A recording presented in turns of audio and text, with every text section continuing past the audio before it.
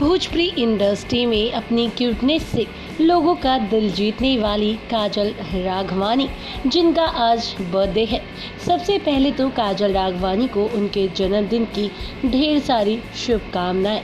हमारी पूरी टीम की तरफ से काजल को जन्मदिन की बहुत बहुत बधाई।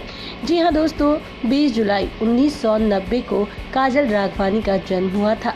तो वहीं इस समय पर काजल राघवानी इतने लोगों के दिल में बस चुकी है कि सोशल मीडिया पर आज हर कोई काजल राघवानी को उनके जन्मदिन पर विश कर रहा है। अगर चल रहे इस समय पर काजल राघवानी की चर्चाओं की बात करें तो काजल राघवानी इन दिनों खेसारी लाल यादव के साथ हुए विवाद को लेकर सुर्खियों में थी, जिसके बाद आज हर कोई ये सोच कर बैठा हुआ है कि क्या खेसारी लाल यादव काजल राघवानी को उनके जन्मदिन के मौके पर विश करेंगे क्या, या फिर काजल राघवानी और खेसारी लाल यादव की दुश्मनी उनके जन्मदिन के दिन भी दिखाई देगी।